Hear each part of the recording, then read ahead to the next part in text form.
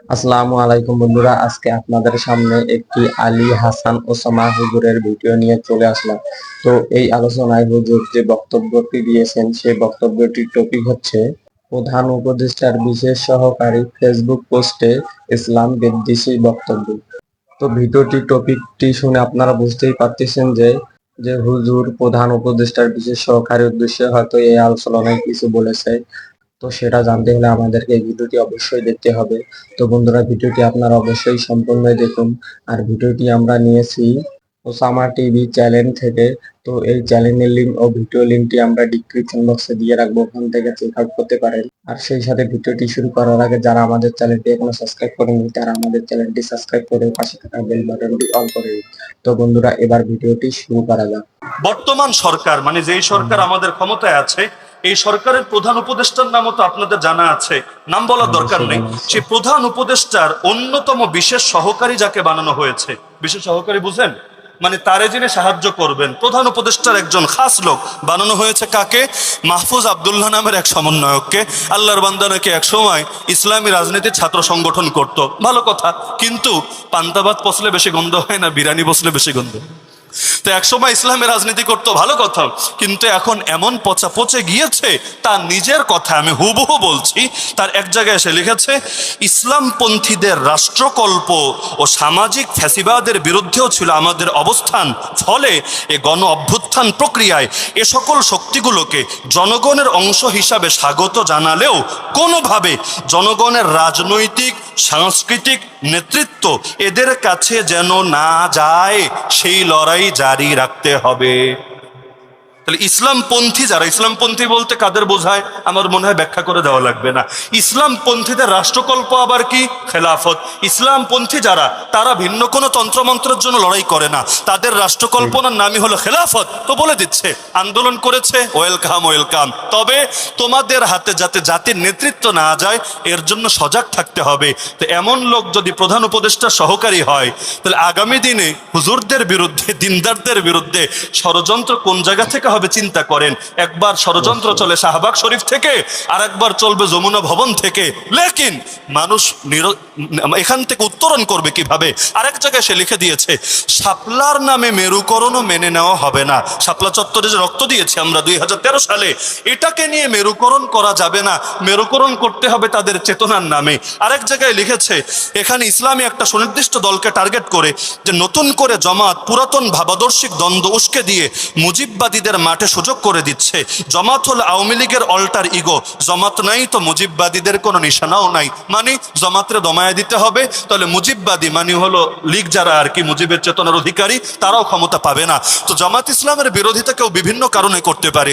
কেউ যদি কোনো মাসালা বা আকিদার কারণে করে, হুজুর মানুষ হয়ে, সেটাকে একভাবে বিবেচনা করতে হবে।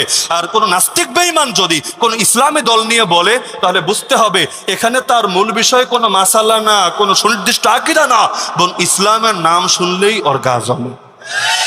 আরেক জায়গায় গত দুদিন আগে নিজে লিখেছে যে এই দেশের মধ্যে মুজিববাদী এবং জামাতবাদী দুটোকেই নাই করে দিতে হবে, গণমানুষের আকাঙ্ক্ষা বাস্তবায়ন করতে হবে।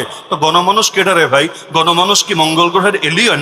গণমানুষ কারা? নাকি নাস্তিক হলে গণমানুষ, আর যদি হুজুর হয় অথবা ইসলামপন্থী হয় তাহলে তারা হলো অন্য গ্রহের বাসিন্দা? তার মানে লড়াই শেষ হয় নাই, বরঞ্চ লড়াই জারি থাকবে যতদিন না আল্লাহর জমিন, আল্লাহর দিন জিন্দা হবে। যে আন্দোলনটা হলো গত মাসে, আন্দোলন যারা করেছে তারা কি নাস্তিকতা প্রতিষ্ঠার জন্য আন্দোলন করেছে? আমি এটা বলে আলোচনার ইতি টানছি, এই বাংলার জমিনে বারবার বারবার বারবার মুসলমানদের আন্দোলনগুলো কেড়ে নেওয়া হয়েছে, বেহাত হয়ে গিয়েছে বিভিন্ন চেতনার ব্যানার দিয়ে।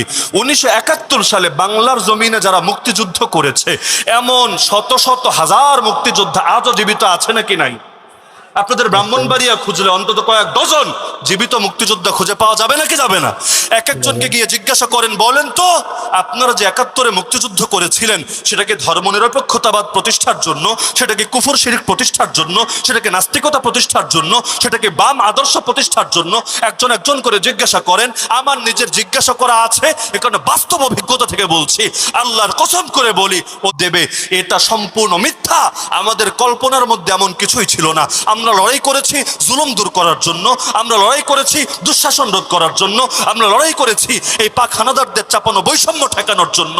আমরা লড়াই করার শুরুতে বিসমিল্লাহ বলে নিয়েছি, শেষ করেও আল্লাহর প্রশংসা আলহামদুলিল্লাহ পড়েছি। আমরা কোনো কাজ করার আগেও ইনশাআল্লাহ বলে নিয়েছি। তাহলে যেই কাজে শুরুতেও আল্লাহর নাম, শেষেও আল্লাহর নাম, মাঝেও আল্লাহর নাম, সেটা নাস্তিকতা বা বাম আদর্শ প্রতিষ্ঠা করার জন্য কিভাবে হবে? কিন্তু ৭১-এর ১৬ই ডিসেম্বর যুদ্ধ শেষ হতে দেরি ১৯৭২-এ এই জাতির উপর একটা সংবিধান চাপিয়ে দেওয়া হয়েছে, যে সংবিধান আজও আছে। সংবিধানের প্রথম পাতা খুললেই পেয়ে যাবেন প্রস্তাবনার অংশে লেখা আছে যে এই দেশে মুক্তিযোদ্ধারা নাকি ৪টা মৌলিক আদর্শে যুদ্ধ করেছে। এর মধ্যে একটা আদর্শের নাম ধর্ম নিরপেক্ষতাবাদ। নাউজুবিল্লাহ বলবেন না? নাউজুবিল্লাহ বলবেন না? লড়াইকে ধর্ম নিরপেক্ষতাবাদের জন্য হয়েছিল। আবার ৪টার মধ্যে আরেকটার নাম সমাজতন্ত্র। এই সমাজতন্ত্র চীনে গিয়া বল যৌক্তিক, রাশিয়ায় গিয়া বল যৌক্তিক। আরে বাংলাদেশের অধিকাংশ মানুষ তো সমাজতন্ত্র চেনেই না, এটা কোন হালুয়া না কোন মূলা এটাই তো মানুষ জানে না। সমাজতন্ত্র প্রতিষ্ঠার জন্য মুক্তিযোদ্ধারা লড়াই করেছে, এই কথা বললে যারা গাঁজা সেবন করে ওরাও তো বিশ্বাস করবে না। কিন্তু ১৯৭২ সালে, খুব বেশি পরে না, মাত্র কয়েকটা মাস পরেই যে সংবিধান চাপিয়ে দেওয়া হলো, সেখানেই বলা হলো যে এই জাতি লড়াই করেছে কুফর শিরিকের জন্য। নাউজুবিল্লাহ। মাত্র একটা মাস গেল, গত মাসের ৫ তারিখ বৈষম্য বিরোধী আন্দোলন হলো। কওমি মাদ্রাসারও ৭২ জন ছাত্র, টেলিভিশনের রিপোর্ট অনুসারে ৭২ জন শহীদ হলো, শত শত আহত হলো। আর সাধারণ জনতার মধ্যে কত শত বা হাজার যে শহীদ হয়েছে আল্লাহ ভালো জানে, আজও তালিকা হয় নাই। এটাই সরকারের একটা ব্যর্থতা যে শহীদদের মূল্যায়ন করতে পারছে না, কারা কারা আহত তাদের তালিকা করতে পারছে না। এখন তালিকা করবে না, ১০ বছর পর তালিকা করতে চাইবে, তখন ভুয়া ভুয়া নতুন নতুন সমন্বয়ক বের হয়ে আসবে। আগে ছিল ভুয়া মুক্তিযোদ্ধা, এখন তৈরি হবে ভুয়া সমন্বয়ক। ৭১-এ জন্মই হয় নাই তো মুক্তিযুদ্ধের ভাতা খায়, এমন আছে নাকি নাই? এমন আছে নাকি নাই? এইবার আন্দোলনে কোনো খবরই নাই, সমন্বয়ক পরিচয় দিয়ে হেল্পার রে মারে, এরে ঘুষায়, অরেই করে, এই মাস্তানি সেই মাস্তানি করে। মাত্র কয়দিনেই যদি এগুলো তৈরি হয়, এখনই তালিকা নেওয়া হয়, আগামী কয়দিন পর কি হবে আল্লাহ ভালো জানে। যে প্রসঙ্গে বলছিলাম, মাত্র কয়দিন হলো, এখন কি বলা হচ্ছে জানেন? এই আন্দোলন হয়েছে তাতে কি? আন্দোলনে হুজুররা ছিল, ইসলামী দলগুলো ছিল, তাতে কি? এটা আন্দোলন পর্যন্তই। কিন্তু তাই বলে এই দেশকে ইসলামী রাষ্ট্র হতে দেওয়া যাবে না। বলবেন এ কথা কে বলেছে? আপনি বানিয়ে বলছেন? না, আমি প্রমাণ সহকারে বলতে পারবো, বানিয়ে না। একটা প্রমাণে শুধু আপনাদের এখানে দেখিয়ে দেই, যেহেতু কথা প্রসঙ্গে আসলো। বর্তমান সরকার, মানে যেই সরকার আমাদের ক্ষমতায় আছে, এই সরকারের প্রধান উপদেষ্টার নামও তো আপনাদের জানা আছে, নাম বলার দরকার নেই। সেই প্রধান উপদেষ্টার অন্যতম বিশেষ সহকারী যাকে বানানো হয়েছে, বিশেষ সহকারী বুঝেন, মানে তারে যিনি সাহায্য করবেন, প্রধান উপদেষ্টার একজন খাস লোক বানানো হয়েছে কাকে? মাহফুজ আব্দুল্লাহ নামের এক সমন্বয়ককে। আল্লাহর বান্দা নাকি এক সময় ইসলামী রাজনীতির ছাত্র সংগঠন করত, ভালো কথা, কিন্তু পান্তাভাত পচলে বেশি গন্ধ হয় না, বিরিয়ানি বসলে বেশি গন্ধ। তো একসময় ইসলামের রাজনীতি করতো, ভালো কথা, কিন্তু এখন এমন পচা পচে গিয়েছে, তার নিজের কথা আমি হুবহু বলছি। তার এক জায়গায় এসে লিখেছে, ইসলামপন্থীদের রাষ্ট্রকল্প ও সামাজিক ফ্যাসিবাদের বিরুদ্ধেও ছিল আমাদের অবস্থান। ফলে এ গণ অভ্যুত্থান প্রক্রিয়ায় এ সকল শক্তিগুলোকে জনগণের অংশ হিসাবে স্বাগত জানালেও কোনোভাবে জনগণের রাজনৈতিক সাংস্কৃতিক নেতৃত্ব এদের কাছে যেন না যায়, সেই লড়াই জারি রাখতে হবে। তাহলে ইসলামপন্থী যারা, ইসলামপন্থী বলতে কাদের বোঝায় আমার মনে হয় ব্যাখ্যা করে দেওয়া লাগবে না। ইসলামপন্থীদের রাষ্ট্রকল্প আবার কি? খেলাফত। ইসলামপন্থী যারা, তারা ভিন্ন কোনো তন্ত্রমন্ত্রের জন্য লড়াই করে না, তাদের রাষ্ট্রকল্পনার নামই হলো খেলাফত। তো বলে দিচ্ছে আন্দোলন করেছে, ওয়েলকাম ওয়েলকাম, তবে তোমাদের হাতে যাতে জাতির নেতৃত্ব না যায় এর জন্য সজাগ থাকতে হবে। তো এমন লোক যদি প্রধান উপদেষ্টা সহকারী হয়, তাহলে আগামী দিনে হুজুরদের বিরুদ্ধে, দিনদারদের বিরুদ্ধে ষড়যন্ত্র কোন জায়গা থেকে হবে চিন্তা করেন। একবার ষড়যন্ত্র চলে শাহবাগ শরীফ থেকে, আর একবার চলবে যমুনা ভবন থেকে। লেকিন মানুষ এখান থেকে উত্তরণ করবে কিভাবে? তো বন্ধুরা, এই ভিডিওটিতে আমরা প্রধান উপদেষ্টার বিশেষ সহকারী ফেসবুক পোস্টের উপর ভিত্তি করে আমরা এই বক্তব্যটি শুনলাম। হুজুর এই বক্তব্যটি দিয়েছে। তো বন্ধুরা, ভিডিওটি আপনাদেরকে কেমন লাগলো আপনারা অবশ্যই কমেন্টে জানাবেন। আর সেই সাথে ভিডিওটি ভালো লাগলে লাইক কমেন্ট বেশি বেশি করে শেয়ার করে দিবেন। আর নেক্সট টাইম কেমন ভিডিও পেতে চান আপনারা অবশ্যই কমেন্টে জানাবেন। আর নিয়মিত আরো এমন ভিডিও পেতে আমাদের চ্যানেলটি সাবস্ক্রাইব করে পাশে থাকা বেল বাটনটি অল করে দিন।